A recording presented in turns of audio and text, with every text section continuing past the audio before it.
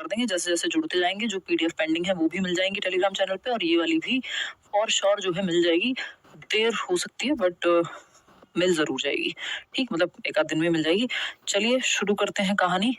जैसे जैसे आते जाएं वैसे वैसे लाइक करके बताते जाएं कि हम गए हैं और शुरू करेंगे। थोड़ा सा सेशन ऑफ कोर्स बड़ा रहेगा, वैसे मैं स्पीड में लेके चलूंगी, लेकिन फिर भी आपके 50 क्वेश्चन हैं, समय लगेगा। ठीक, तो देखते हैं कहानी कैसे शुरू होगी और कहाँ से शुरू होगी। विच of the following statements, question number 1 है, विच of the following statements about inclusive education यानी समावेशी शिक्षा के बारे में कौन सी एक बात सही नहीं है, इज नॉट करेक्ट। सही नहीं है, जहां नहीं है लिखा हो वहां थोड़ा और सतर्क होकर के जवाब देना चाहिए। ये बात हमें पता है, ये बेसिक फंडा है। ठीक, तो पहला ऑप्शन है inclusive teaching means teaching in ways that do not exclude, यानी ऐसे तरीकों से पढ़ाना जहां पे एक्सक्लूजन नहीं होता, जहां पे अलग थलग आप बच्चे को नहीं करते हैं, उस तरीके से आप पढ़ा रहे हैं, तो उसको हम इंक्लूसिव एजुकेशन कह रहे हैं। ये बात एकदम सही है। इंक्लूसिव एजुकेशन में कहा जाता है कि सेपरेशन या segregation is against the law of nature, यानी हर तरह का बच्चा एक छत के नीचे सीख पाए। यानी वो बच्चा जो चल सकता है, वो बच्चा जो गिफ्टेड है, वो बच्चा जो सुनने में दिक्कत है नहीं चल सकता, हर तरह का बच्चा, डिसलेक्सिक है, कोई डिसेबिलिटी है, नॉर्मल बच्चा है, गिफ्टेड बच्चा है, हर तरह का बच्चा सीख पाए, तो उसको हम कहते हैं। एक्सक्लूड नहीं करती कि सिर्फ वो वाले बच्चे पढ़ेंगे जो गिफ्टेड हैं, या फिर वो बच्चों को अलग कर दो जिनको दिखाई नहीं देता, विजुअली इम्पेयर्ड है, या फिर उनको ऑरल कोई प्रॉब्लम है, यानी ऑडियो से संबंधित ऑडिटरी प्रॉब्लम है कुछ सुनने में। तो ये बात तो सही है, और जो सही है वो तो हमें चाहिए नहीं, क्योंकि हमको गलत चाहिए, नॉट लिखा है। सेकंड है inclusive teaching means adopting pedagogies that support needs of all students. ये बात भी सही है, लेकिन हमको तो गलत चाहिए कि भाई हर बच्चे की नीड को जो सपोर्ट करे वो इंक्लूसिव एजुकेशन।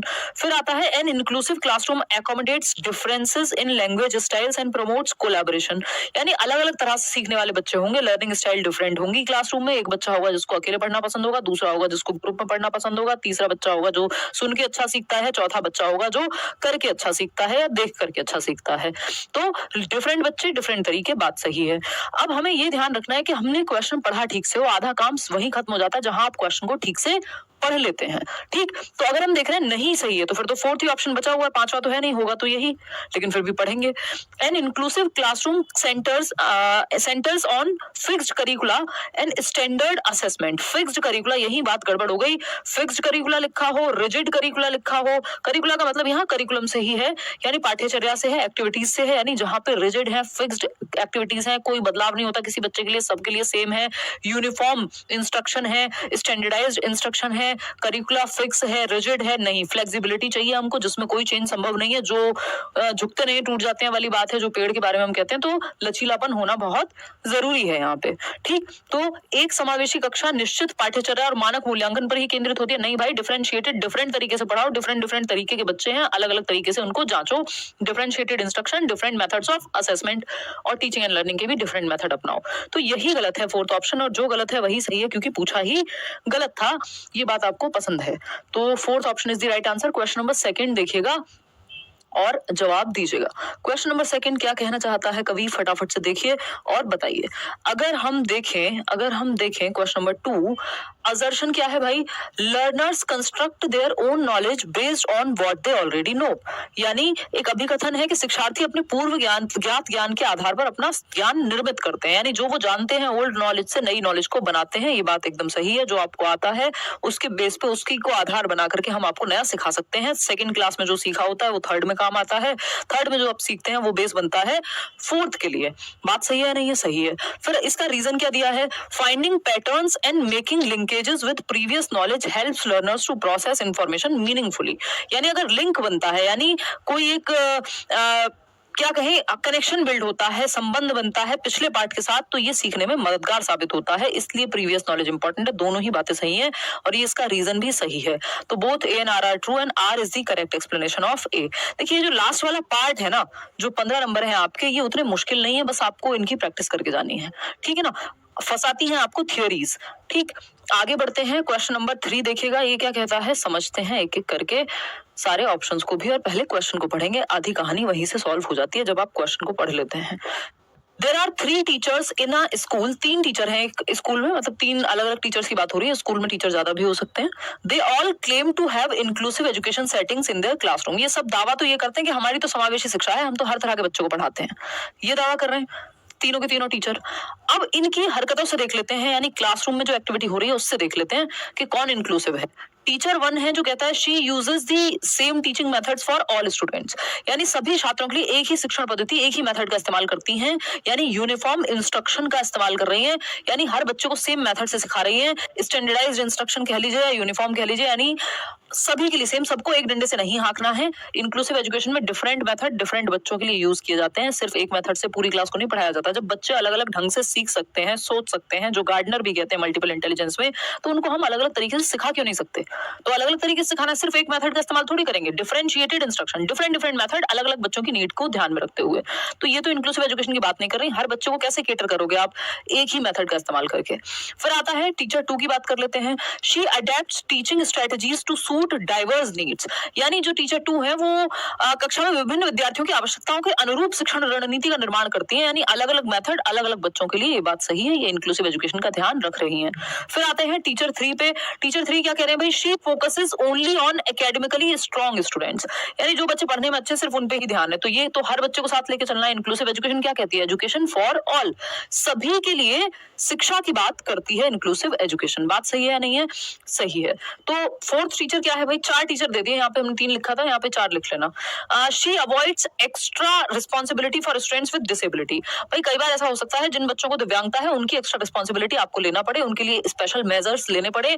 हो सकता है आपके स्कूल में लिफ्ट ना हो सकता है आपके स्कूल में जो है रैंप ना हो, तो उसकी जगह आपको फिर ग्राउंड फ्लोर पे ऐसे बच्चों की क्लास शिफ्ट करनी पड़े जिनको चलने में दिक्कत है। ऐसा बच्चा जिसको देखने में दिक्कत है, आप उसको स्पेशली मेजर लेके आगे बिठाएंगे।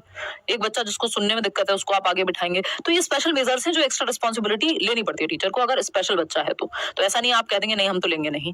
तो एक ही टीचर फिर यहाँ इंक्लूसिव एजुकेशन के हिसाब से चलता हुआ नजर आ रहा है हमें, वो है टीचर 2, जो क्या करती हैं? डिफरेंट टीचिंग स्ट्रेटजीज अपना रही हैं अलग अलग बच्चों के लिए, क्योंकि अलग अलग बच्चे अलग अलग तरह से सीखते हैं।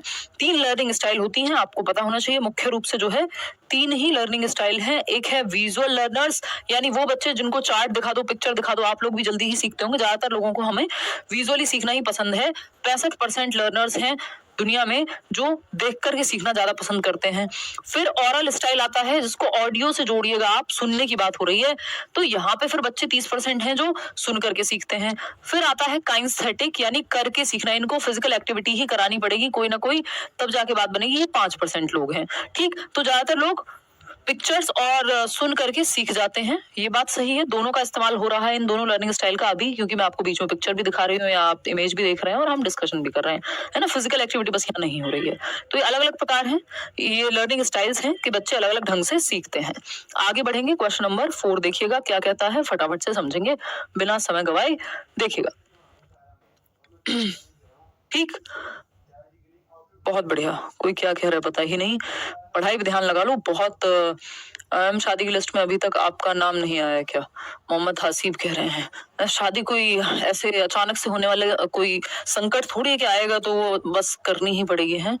मम्मी को हम समझा दिए, मम्मी समझ भी गई हैं बिना ज्यादा समझाए। मुझे लगा थोड़ा संघर्ष लगेगा, बट लगा ही नहीं। मम्मी ने सब्र कर लिया है कि इसको करनी होगी तो कर लेगी, नहीं तो नहीं। ठीक, नहीं तो नंबर तो मेरा ही है अब। ठीक, जिस नंबर की आप बात कर रहे हैं उस नंबर में मैं बिल्कुल अब सही समय पे हूँ। ठीक, देखिएगा एक बार, क्वेश्चन नंबर 4 है, a teacher wants to foster cognitive development in students, यानी टीचर चाहती है कि बच्चों का संज्ञानात्मक विकास जो है वो बेहतर हो। Which of the following should she do in order to achieve that? अब बच्चे के संज्ञानात्मक कौशल, यानी सुनना समझना, मतलब basically thinking, reasoning, problem solving, जो भी काम दिमाग से हो रहे हैं वो बेहतर हो पाए, दिमाग का विकास अच्छे से हो पाए, मेंटल या इंटेलेक्चुअल डेवलपमेंट कह सकते हैं। पियाजे और वाइगोस्की ने इसी पे थियरी दी है। तो इसको बढ़ावा देना चाहते हैं आप, थिंकिंग, रीजनिंग, जितने भी काम दिमाग से हो रहे हैं उनको बेहतर करना चाहते हैं। Thinking, reasoning, problem solving, decision making, imagination, attention, memory, perception, ये सब काम दिमाग से होते हैं। इन सारी क्षमताओं को बेहतर करना है, मेंटल स्किल्स को इन शॉर्ट। तो क्या करें? पहला ऑप्शन है providing a strict classroom environment. देखिए, स्ट्रिक्ट क्लासरूम एनवायरनमेंट से बच्चों की लर्निंग बाय डूइंग नहीं हो पाएगी, बच्चे एक्टिव नहीं रह पाएंगे, टीचर के हिसाब से चल रही होंगी चीजें। तो ये तो अच्छा तरीका नहीं है। रटना तो बिल्कुल भी अच्छा तरीका नहीं होता संज्ञान के निर्माण के लिए, बच्चे के दिमाग के विकास के लिए। पियाजे वाइगोस्की दोनों ही एक्टिव रखने की बात करते हैं बच्चे को। फिर आता है third option, promoting problem solving and critical thinking. यहाँ बच्चा हमें थोड़ा सक्रिय लग रहा है और पेडागोजी के ज्यादातर क्वेश्चंस आपके सॉल्व हो जाएंगे सिर्फ इस बात को ध्यान में रखने से कि बच्चा ज्यादा एक्टिव कहाँ है। समझ पा रहे हो बात को? तो promoting problem solving and critical thinking, समस्या समाधान और समालोचनात्मक चिंतन को बढ़ावा देना, यानी बच्चे के सामने प्रॉब्लम्स आए, क्योंकि लाइफ में प्रॉब्लम सॉल्विंग एक बहुत ही क्रिटिकल सी स्किल है जो बहुत महत्वपूर्ण है। जीवन में प्रॉब्लम्स आती जाएंगी और आपको सॉल्व करते रहना है समय समय पे। तो प्रॉब्लम सॉल्विंग सीख पाएगा और क्रिटिकल थिंकिंग यानी हर एक पहलू से सोच के समालोचनात्मक चिंतन कर पाए बच्चा। जस्ट मान ना ले कि किसी ने कहा वो उसकी ओपिनियन हो सकती है, फैक्ट है कि नहीं है, तथ्य है कि नहीं है, ऐसी अफवाह तो नहीं उड़ गई है। तो ये हर एक पहलू से सोचना, एनालिसिस करना, ये सब क्रिटिकल थिंकिंग में आता है। तो ये अगर बच्चे की दिमागी स्किल्स विकसित होंगी तो ये बहुत अच्छी स्किल्स हैं, इससे दिमाग विकसित होगा। फोकसिंग सोनली ऑन एग्जामिनेशन, सिर्फ रट करके पेपर दे आओ, ये एकदम खराब तरीका है। थर्ड ऑप्शन में बच्चा सबसे ज्यादा एक्टिव है और यही ऑप्शन सही है। बात सही है या नहीं है? चलिए आगे बढ़ते हैं क्वेश्चन नंबर 5 पे। देखते हैं क्या कहता है क्वेश्चन नंबर 5। कोई कह रहा है आप कल नहीं आई। देखिए अब इस बात का हिसाब लगाने से तो कुछ होगा नहीं। अब मैं जितना आ पा रही हूँ उतने में आप जो है कोशिश करिए कि मैनेज करें, और मेरी कोशिश पूरी है जितने ज्यादा सेशंस में ले पाऊँ। देख लिया करो रोज के सेशन लगा है या नहीं। वैसे कोशिश है भी कि रहे Monday to Friday class, but एक आध दिन फिर भी हो जा रहा है तो अब क्या ही करें। आई टीचर ऑफ क्लास 5, एक रिटायर्ड इंसान ऐसे ही काम करता है। देखिए आई टीच, बट टाइम पे सारी चीजें हो जाती हैं। आई टाइम का मतलब ये नहीं पंक्चुअलिटी से, मतलब पेपर से पहले।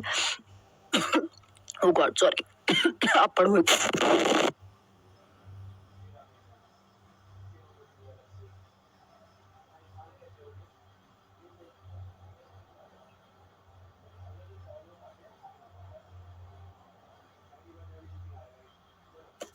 देखिएगा, तो अगर हम बात करते हैं क्वेश्चन नंबर 5 की, कहता है I teacher of class 5 follow constructivist approach, रचनावादी अप्रोच, जो पियाजे और वाइगोस्की जिससे बिलोंग करते हैं, जहां बच्चा ज्ञान की कंस्ट्रक्शन करता है, एक्टिव नॉलेज बिल्ड करता है, of learning for children of my classroom. ठीक है, मतलब रचनावादी अप्रोच है कि बच्चे एक्टिवली सीखें। Which of the following are the points I keep in mind while following this strategy. As a teacher आप चाहते हैं रचनावाद पे फोकस्ड हो आप, यानी बच्चा ज्ञान की रचना करे, बच्चा एक्टिवली नॉलेज को बिल्ड करे। बात तो सही है। तो आपको क्या करना होगा? पहला ऑप्शन है learning happens through direct instruction from the teacher. देखिए डायरेक्ट इंस्ट्रक्शन की बात ना तो प्याजे करते हैं, ना वाइगोस्की, रचनावाद भी नहीं करता। रचनावाद बच्चे को सक्रिय रूप से सिखाने की बात करता है, ना कि दिमाग में डायरेक्ट इंस्ट्रक्शन से भर दो लेक्चर मेथड के थ्रू। ये एकदम खराब तरीका है। सेकेंड है students construct knowledge, teacher facilitator है, डायरेक्टली भरने वाला नहीं है दिमाग में। सेकेंड ऑप्शन है students construct knowledge through their experiences and interaction. हाँ, जहां बच्चा एक्टिव है वो ऑप्शन सही है। बच्चा अपने अनुभवों से क्या करेगा? ज्ञान का सृजन करेगा, ये बात सही है। फिर आता है C option, memorisation is the primary way to retain knowledge. देखिए रटवाना, रोट लर्निंग, याद करना, रिकॉल बेस्ड, ये सब जहां पे बच्चा पैसिव है, एक्टिव नहीं है। Intelligence is fixed and can not be developed further. देखिए आईक्यू स्कोर बहुत ज्यादा परिवर्तित नहीं होता, ज्यादा उसमें चेंजेस नहीं होते, 2-4-5 पॉइंट मुश्किल से ऊपर नीचे होता है। लेकिन इंटेलिजेंस सिर्फ आईक्यू नहीं है। अगर कोई व्यक्ति ये कहता है कि आईक्यू का मतलब है या इंटेलिजेंट होने का मतलब है सिर्फ आईक्यू ज्यादा होगा, तो ये कहना गलत होगा, क्योंकि इंटेलिजेंस आईक्यू से कहीं एक बड़ा कॉन्सेप्ट है। अगर देखा जाए तो कुछ लोग आईक्यू को उतना बेहतर मानते ही नहीं है, जैसे कि गार्डनर, वो तो कहेंगे आईक्यू टेस्ट बायस्ड होते हैं। बहुत सारे लोग हैं जो वेस्टर्न कल्चर पे आधारित कल्चर बायस पाया जाता है इनमें, और एक डिफरेंट तरीके की ability, logical ability, analytical ability को ये लोग जज करते हैं, जबकि इंटेलिजेंस में बहुत सारे पहलू शामिल हो सकते हैं। तो ये कहना कि इंटेलिजेंस फिक्स है, नहीं भाई। हम ये मान के चलते हैं जब हम चाइल्ड सेंटर्ड एजुकेशन पढ़ते हैं कि एबिलिटी इंक्रीमेंटल है, यानी क्षमता को बढ़ाया जा सकता है यदि आप मेहनत करें, यदि आप सही एनवायरमेंट में रहें, यदि आप कोशिश कर रहे हैं। तो इंक्रीमेंटल नहीं तो फिर तो क्या करें? घर पे बैठा दें सबको, किसी को कुछ सीखने की जरूरत नहीं है। एबिलिटी तो जो मिलना था, इंटेलिजेंस जो मिलनी थी मिल गई, अब तो कुछ होगा नहीं। ये गलत तरीका है। आपको इंटेलिजेंस क्या है या एबिलिटी क्या है? इंक्रीमेंटल है, परिवर्तन संभव है, तो ये कहना गलत होगा। तो यहाँ पे सिर्फ एक ही ऑप्शन बेहतर है जहां बच्चा एक्टिव है, कि जहां उसके अनुभवों को हम ध्यान में दे रहे हैं और अंतः क्रिया के माध्यम से बच्चे को एक्टिवली सिखा रहे हैं, यानी ओनली बी ऑप्शन, जो थर्ड ऑप्शन में हमें मिलेगा सही। तो third option is the right answer over here. आगे बढ़ेंगे नेक्स्ट क्वेश्चन पे। नेक्स्ट क्वेश्चन क्या कहता है भाई? क्वेश्चन नंबर 6 देखिएगा और समझिएगा कि क्या कहना चाहता है कवि क्वेश्चन नंबर 6 में। देखिएगा फटाफट से। Half of my class failed in math subject in their mid term के एग्जाम हुए या हाफ ईयरली हुए, और एक टीचर कह रहे हैं कि हाफ ऑफ माई क्लास यानी आधी क्लास फेल हो गई, यानी 30 बच्चों में से मान लो 15 बच्चे फेल हो गए। ठीक, as their class teacher which strategy should I follow to motivate the students of my classroom. अब आप एक क्लास टीचर है ऐसी क्लास के जिसमें मैथ्स में बच्चे फेल हो जा रहे हैं, हाफ ईयरली में आधे बच्चे, आधी क्लास फेल हो जा रही है। बहुत कंसर्न का विषय है, बहुत ही टेंशन की बात हो जाती है टीचर के लिए। तो अब आपको क्या करना चाहिए? पहला ऑप्शन है using rewards and punishment frequently. अभी हमने बात की थी, हम बच्चे को एक्टिव रखने पे रचनावाद पे पूरा सिलेबस आधारित है। रिवॉर्ड पनिशमेंट बहुत अच्छा तरीका नहीं है कि दंड और पुरस्कार, ये कोई बहुत अच्छा तरीका नहीं है। ये व्यवहारवादी परिप्रेक्ष्य है, व्यवहारवादी पर्सपेक्टिव है, व्यवहारवाद को हम अच्छा नहीं मानते हैं, तो हम मानेंगे किसको, कंस्ट्रक्टिविज्म को, रचनावाद को, पियाजे और वाइगोस्की की बात को। Encouraging students to set their own learning goals, यानी जहां बच्चा एक्टिव है वो ऑप्शन बेस्ट है, बिल्कुल गांठ बांध दीजिए इस बात को कि छात्रों को अपने स्वयं के अधिगम के लक्ष्य निर्धारित करने के लिए प्रोत्साहित करना चाहिए, यानी बच्चे अपने लर्निंग गोल्स तय करें कि यार मुझे इतना इतना मेरा स्कोर आ रहा है, मुझे इसे बेहतर करना है, यहाँ पे इंप्रूवमेंट करनी है, ये बात सही है। सी ऑप्शन है avoiding extremely challenging task to prevent failure, जब आधी क्लास फेल हो गई है तो जरूरत से ज्यादा मुश्किल टास्क मत दीजिए उस समय पे, जहां ऑलरेडी आधा बच्चा फेल हो जा रहा है, उसको बेसिक नहीं समझ आ रहा, आप एक्स्ट्रा चैलेंजिंग या एक्सट्रीमली चैलेंजिंग टास्क दे रहे हैं, तो ये भी बात सही है, हमें सही लग रही है ये बात भी। Increasing group work activities in order to make their minds calm, दिमाग को शांत करने के लिए ग्रुप वर्क, मेडिटेशन कराया जाता है, दिमाग को शांत करने के लिए ग्रुप वर्क नहीं होता, ग्रुप वर्क सहयोग के लिए होता है, दिमाग की शांति के लिए नहीं होता।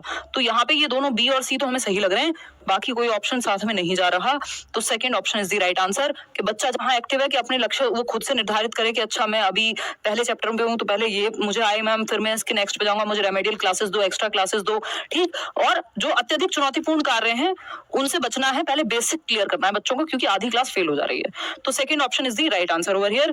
आगे बढ़ेंगे, क्वेश्चन नंबर 7 देखिएगा, रवि के बारे में बात हो रही, रवि एक बच्चा है, नहीं शिक्षक है रवि यहाँ पे, ठीक। Ravi is a teacher who conducts frequent quizzes, encourages students to self-evaluate their work, and provides constructive feedback to guide their learning process.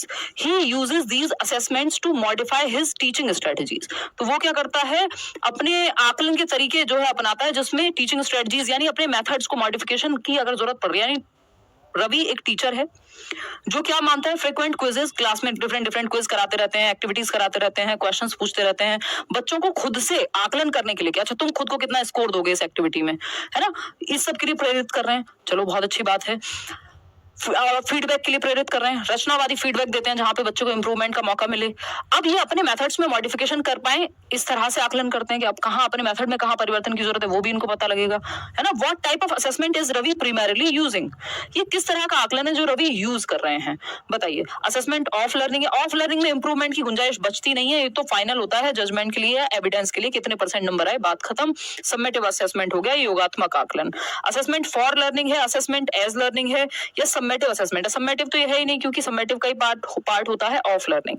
ये है असेसमेंट एज लर्निंग नहीं, क्यों, क्योंकि असेसमेंट एज लर्निंग में टीचर का काम नहीं होता, ये सेल्फ असेसमेंट की तरफ ले जाने वाला है, स्वयं आकलन, या तो पीयर्स बच्चे के दोस्त या बच्चा खुद आकलन करता है, जो अधिगम के रूप में, अधिगम के साथ एज लर्निंग की जब बात आ रही है।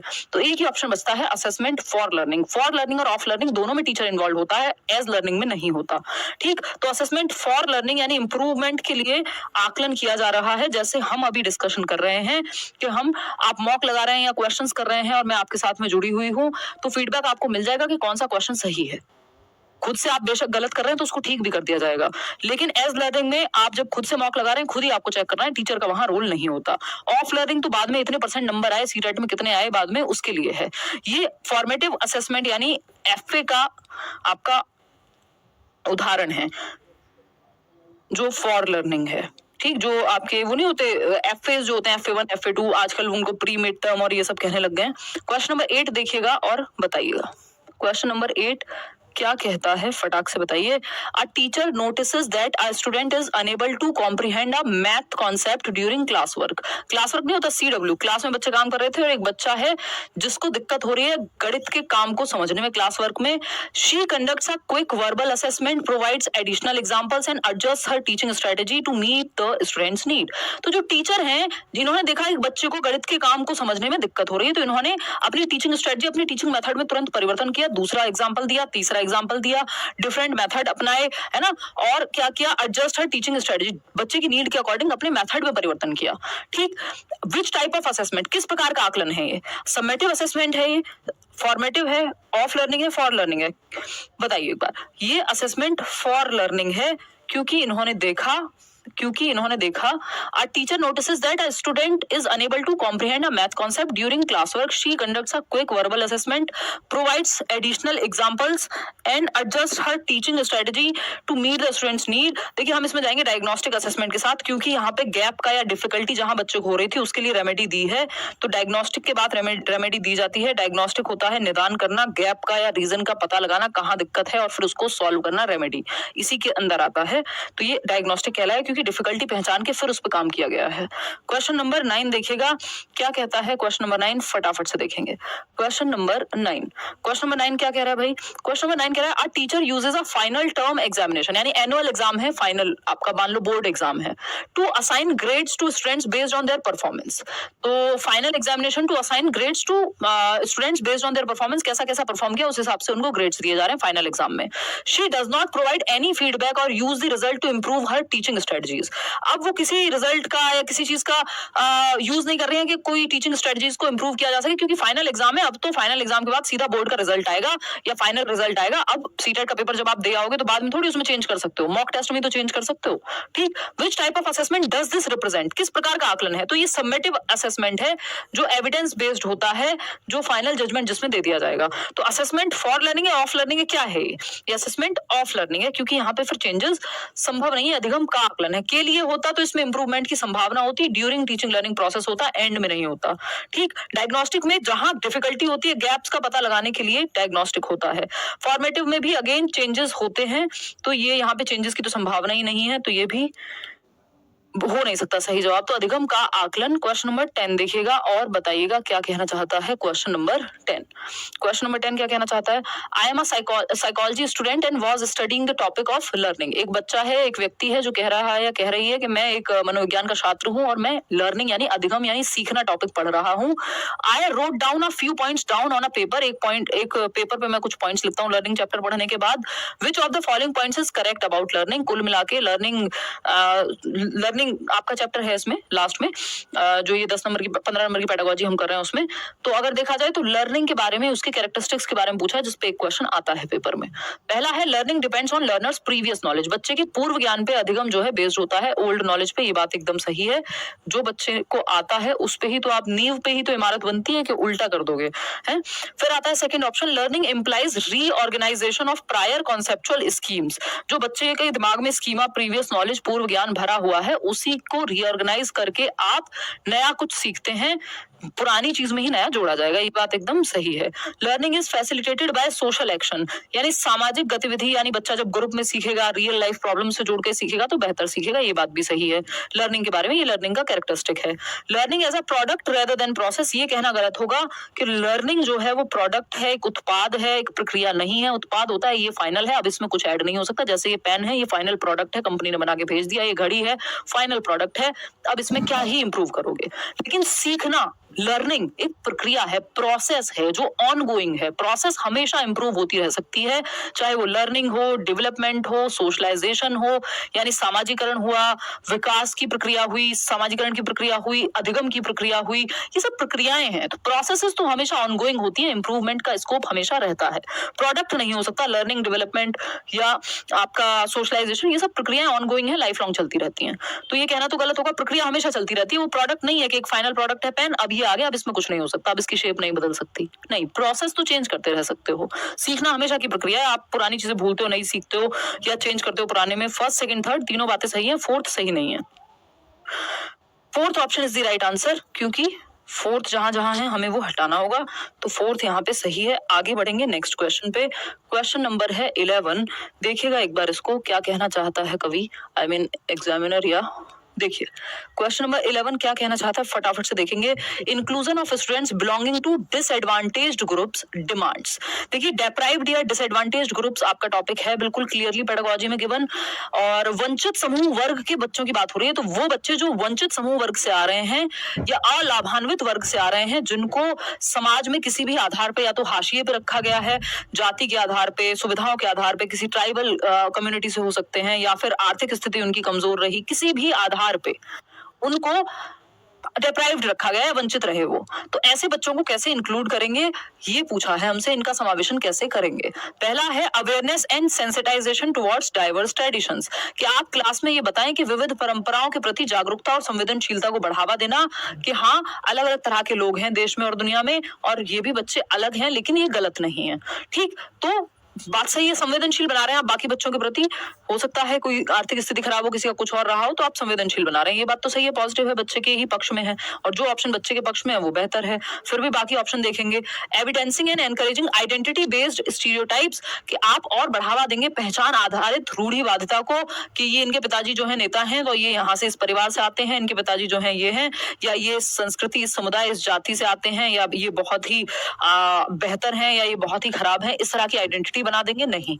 आते हैं isolation in the classroom on the basis of social affiliation, यानी क्लास में अलग थलग कर देंगे आप बच्चों को, कि गरीब बच्चे एक जगह बैठेंगे जो ईडब्ल्यूएस कैटेगरी से आ रहे हैं, ये वाले बच्चे एक जगह बैठेंगे नहीं, आइसोलेट नहीं करना है, इंक्लूड करना है, सबको एक साथ लेके चलना है। Same ability grouping of students in the classroom, same क्षमता रखने वाले बच्चों को एक साथ रखेंगे नहीं भाई, मिक्स्ड एबिलिटी ग्रुपिंग करनी है, अगर करनी भी पड़े तो हेट्रोजेनस होना चाहिए ग्रुप, जिसमें अलग अलग क्षमताओं वाले बच्चे हो, ना कि होमोजेनियस, यानी सेम एबिलिटी ग्रुपिंग नहीं करनी है, कि जो बच्चे मैथ्स में अच्छे हैं उनको एक साथ रख दिया, या जो बच्चे एक आर्थिक स्थिति अच्छी है जिनकी, उनको एक साथ रख दिया, बाकियों को अलग रख दिया, ये नहीं करना है, सबको इंक्लूड करके चलना है, मिक्स्ड एबिलिटी वाले बच्चे होने चाहिए। तो एक ही ऑप्शन सही है कि अवेयरनेस फैलाएंगे और संवेदनशील बनाएंगे डाइवर्स ट्रेडिशंस के प्रति, यानी विविधताओं में एकता सिखाएंगे बच्चे को, जो देश में भी, संविधान में भी बात कही जाती है। तो first option is the right answer. Question number 11 देखिएगा, क्या कहता है क्वेश्चन नंबर 12, 11 हम कर चुके हैं। क्वेश्चन नंबर 12 क्या कहता है, फटाक से समझेंगे, देखिएगा एक बार, ये ज्यादा इधर रह गया है, अब जब से ये बोर्ड इधर शिफ्ट किया है गड़बड़ हो गई है पूरी सेटिंग ही। देखिए, तो अगर हम बात करें यहाँ which of the following is a limitation of assessment as learning in the classroom, यानी अधिगम में आकलन, या अधिगम के साथ आकलन कहेंगे यहाँ पे, अधिगम के रूप में आकलन एज लर्निंग जो है वो, इसकी लिमिटेशन क्या है। बहुत अच्छा क्वेश्चन है, ये जनरली आपको देखने को नहीं मिलेगा कहीं, बहुत रेयर है। ठीक, तो अगर हम देखें असेसमेंट एज लर्निंग की कमी क्या है, क्योंकि हम असेसमेंट एज लर्निंग को अच्छा तो मानते हैं कि बच्चा खुद से खुद का आकलन कर पाए, है ना, उसके साथी समूह उसका आकलन कर पाए, ठीक है, तो अच्छी बातें हैं, लेकिन इसकी प्रॉब्लम क्या है, इसकी लिमिटेशन क्या है, ये पहचानना है।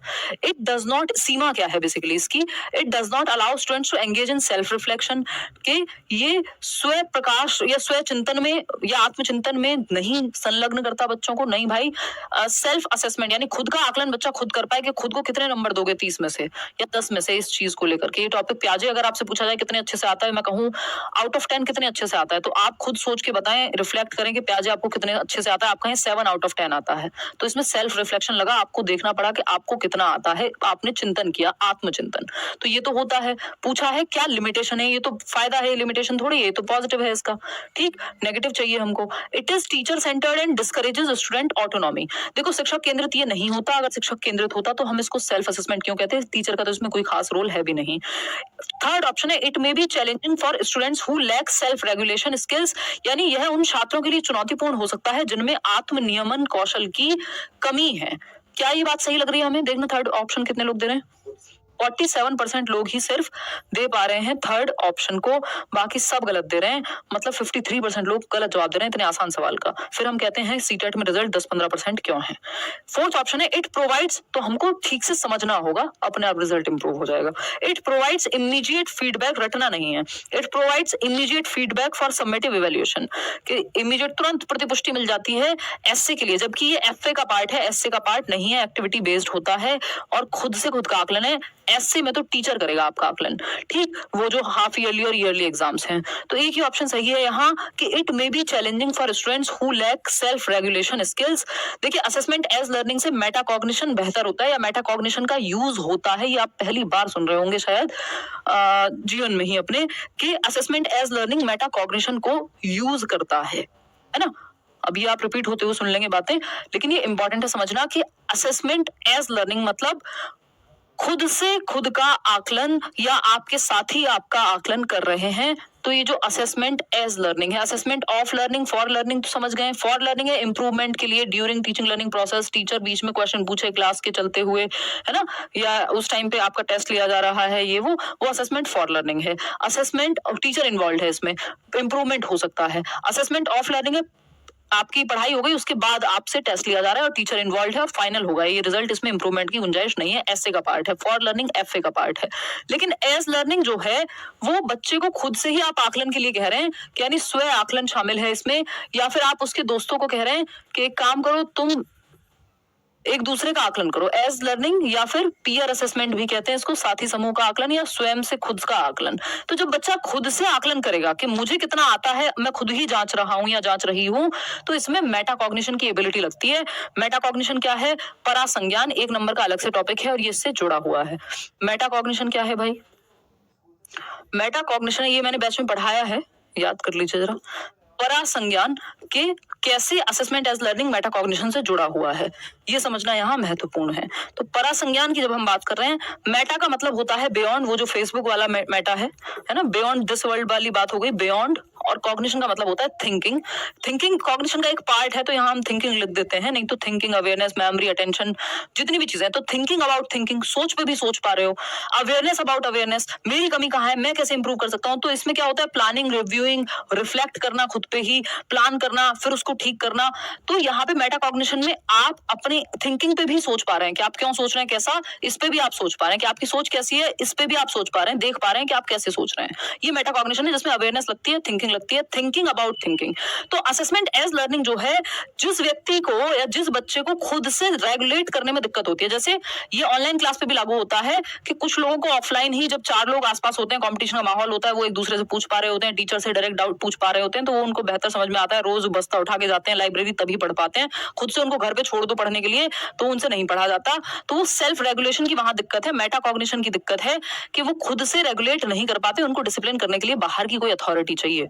तो अगर एज लर्निंग अगर हम कराएंगे, बच्चों का खुद से आकलन करने के लिए कहेंगे, तो वो बच्चे जो खुद को रेगुलेट नहीं कर पाते, जिनमें मेटाकॉग्निशन की कमी है, या फिर जो सेल्फ रेगुलेशन यानी खुद को ही मैनेज नहीं कर पाते, खुद का टाइम टेबल खुद से बना के खुद ही फॉलो नहीं कर पाते, रील देखने बैठ जाते हैं, तो उनको असेसमेंट एज लर्निंग में दिक्कत होगी। वो ठीक से मॉक लगा के कभी देखेंगे नहीं कि कहाँ मेरी कमी रह गई है, कहाँ एनालाइज करूं, कहाँ फिर से तैयारी की जरूरत है, फोन बंद करके पढ़ लूं 3 घंटे का टाइम दिया है। तो एज लर्निंग में ये समस्या होगी, जो बच्चे सेल्फ रेगुलेट नहीं कर पाते, मेटाकॉग्निशन जिनका ठीक से डेवलप नहीं है, उनको समस्या होगी। तो चैलेंजिंग हो जाएगा ये असेसमेंट एज लर्निंग उन बच्चों के लिए, क्योंकि इसमें टीचर तो इन्वॉल्व नहीं है, तो खुद ही करना है बच्चे को। तो सेल्फ रेगुलेशन स्किल्स, जिसमें खुद को कंट्रोल करने की क्षमता नहीं है, उस बच्चे को दिक्कत होगी। सेल्फ मैनेजमेंट जिसका कमजोर है। क्वेश्चन नंबर 13 देखिएगा, तो ये एक लिमिटेशन है या प्रॉब्लम है मेटाकॉग्निशन को लेकर के। क्वेश्चन नंबर 13 मेटाकॉग्निशन नहीं, बेसिकली असेसमेंट एज लर्निंग को लेकर के। A teacher introduces a challenging topic to students and provide hints, demonstrations and examples as students work through the material. यानी एक टीचर है, उन्होंने एक चैलेंजिंग टॉपिक को, मुश्किल टॉपिक को पढ़ाया है आज, और कुछ हिंट्स दिए हैं मुश्किल टॉपिक को पढ़ाने में, कुछ डेमोन्स्ट्रेशन कुछ दिखाया है करके, या कोई एक्टिविटी कराई है, या कोई एक चार्ट दिखाया है, और एग्जांपल दिए हैं, जिससे कि as students work through the material. और जैसे जैसे बच्चे वर्क थ्रू मटेरियल कर रहे हैं, देख रहे हैं, समझने की कोशिश कर रहे हैं, gradually the teacher reduces this support. जैसे जैसे उनको समझ में आता जा रहा है, वो सपोर्ट को हटाती जा रही है टीचर, जैसे जैसे बच्चों को कॉन्फिडेंस गेन हो रहा है। ये जो टीचिंग की अप्रोच या प्रोसेस है, इसको हम क्या कहेंगे? यानी जहां दिक्कत हो रही थी वहां हिंट देना, क्यूज देना, हाफ सॉल्व प्रॉब्लम देना, जहां बच्चा अटके वहां उसको हेल्प देना, ये प्रक्रिया स्कैफोल्डिंग कहलाती है। वाइगोत्स्की को भी याद कर सकते हो, और ये पढ़ाने के मेथड में भी यहाँ हेल्पफुल ही है।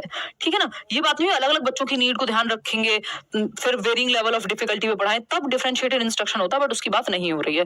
एक्सपीरियंशियल में आप जस्ट एक्सपीरियंस देते हो, बट ये पूरी कहानी स्कैफोल्डिंग को ही दर्शा रही है। डायरेक्ट इंस्ट्रक्शन तो दिमाग में भर देने वाली बात है। तो स्कैफोल्डिंग, पार ढांचा, ये बात क्या है? इसकी बात ब्रूनर ने की है, जिसको वाइगोत्स्की ने अपनी थ्योरी में यूज किया है। और यहाँ पे टेम्परेरी हेल्प, यानी जब तक मदद दी जाएगी जब तक आप खुद से नहीं कर पा रहे हैं। साइकिल तब तक पीछे से पकड़ता है कोई, जब आप साइकिल सीख रहे होते हैं, जब तक आप खुद से नहीं चलाने लगते हैं। जैसे ही खुद से चलाने लगते हैं, मदद हटा ली जाती है। तो ये टेम्परेरी हेल्प है। जैसे मैं आपको क्वेश्चन सॉल्व करने में मदद कर रही हूँ, लेकिन फाइनल पेपर में आप ही को करके आना है। अभी मैं स्कैफोल्डिंग दे रही हूँ ताकि आप करने लगे खुद से ये क्वेश्चन। क्वेश्चन नंबर 14 देखिएगा और समझिएगा। क्वेश्चन नंबर 14 देखिएगा और समझिएगा, बताइएगा कि क्या कहना चाहता है कवि। What is the most effective way for a teacher to use feedback to enhance students' learning? यानी सबसे बेहतर तरीका कौन सा है टीचर का फीडबैक यूज करने का, जिससे बच्चे बहुत ही बेहतर तरीके से सीख पाए? फटाफट से बताइएगा, जल्दी बताइए।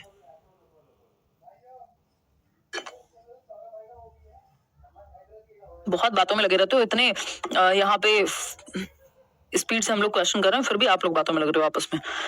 ये समस्या जो है कांस्टेंट है, ऑनलाइन हो क्लास चाहे ऑफलाइन हो। देखो एक बार, तो फीडबैक बेहतर करने के लिए लर्निंग को फीडबैक कैसे यूज किया जाए टीचर के द्वारा। Provide feedback only at the end of the academic year. साल के अंत में फीडबैक दो तो भाई फिर तो इंप्रूव करने के लिए कुछ बचा ही नहीं फाइनल रिजल्ट में। अब सीटेट के पेपर में जाके आपको कोई ज्ञान दे के ये चैप्टर ऐसे पढ़ना था तो फायदा तो है नहीं। तो अब फाइनल एग्जाम में, एनुअल एग्जाम में, सबमिटिव असेसमेंट के टाइम पे कोई बताएगा फीडबैक तो उसका फायदा नहीं है। Deliver immediate and constructive feedback that focuses on specific areas for improvement. यानी तत्काल और रचनात्मक प्रतिपुष्टि दें। कंस्ट्रक्टिव यानी जिसमें प्रॉपरली चेंज किया जा सके एक्टिवली, और इमीडिएट जहां गलती हो रही है वहां फीडबैक आप दे दें। अगर एफए में गलती हुई इसका मतलब ये नहीं हर गलती पे सुधार देना है, लेकिन अगर कहीं पे भी इंप्रूवमेंट की जरूरत है तो वो आप तुरंत इमीडिएट फीडबैक दें। गलती करेक्ट करना अलग चीज है, फीडबैक देना अलग चीज है। तो बच्चों को मौका मिलेगा कि उसको खुद से करेक्ट करनी है, नेक्स्ट तरीके से नए मेथड यूज करने हैं। लेकिन रचनात्मक प्रतिपुष्टि यानी नए ढंग से वो अपनी प्रॉब्लम को एक्टिवली रिजॉल्व कर पाए और तुरंत फीडबैक देना है। ऐसा नहीं साल के अंत में देना है, जब ऑनगोइंग प्रोसेस है ना, जो असेसमेंट है, आकलन है, तो उसी दौरान जहां पे बात चल रही है, जहां असेसमेंट हो रहा है, वहीं पे आप दे सकते हो feedback. Highlight only the mistakes and ask students to avoid repeating them. सिर्फ मिस्टेक हाईलाइट कर दो और उनको रिपीट करने के लिए मना कर दो, तो मना करने से नहीं होगा, सीखने से बात बढ़ेगी। यूज फीडबैक, और सिर्फ गलतियां नहीं, बच्चे की स्ट्रेंथ्स भी आप यहाँ पे दिखा सकते हो कि उसकी क्या बेहतरी है।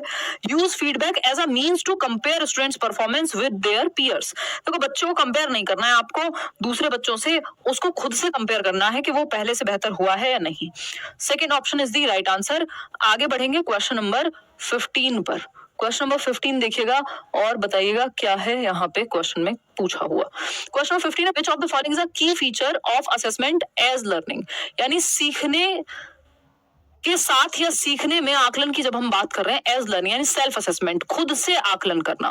ठीक, सेल्फ असेसमेंट या पीयर असेसमेंट, या तो आपके साथी समूह आपका आकलन करें, दोस्त आपके यानी बच्चे के क्लासमेट्स, या फिर वो खुद से खुद का आकलन करे। ठीक, the teacher evaluates and assigns grades. Teacher का तो रोल ही नहीं है ना यहाँ एज लर्निंग में। स्टूडेंट्स आर पैसिव रेसिपिएंट, बच्चे निष्क्रिय हो ही नहीं सकते जब बच्चे तो एक्टिव होंगे। यहाँ students take responsibility for monitoring their own progress, यानी बच्चे खुद से खुद की जिम्मेदारी ले रहे हैं कि वो अपनी प्रगति पर निगरानी रखेंगे, रिफ्लेक्ट करेंगे, प्रकाश डालेंगे, चिंतन करेंगे, कहाँ कमी रह गई, कैसे इंप्रूव करना है, खुद से ये काम करेंगे, तभी स्व आकलन कह रहे हैं हम इसको। तो थर्ड ऑप्शन तो सही है। Assessment are used to compare, compare ये तो बात ही गलत है, नेगेटिव वर्ड हो गए, तो इसको तो हम हटा देंगे। थर्ड ऑप्शन ही एकमात्र सही है यहाँ।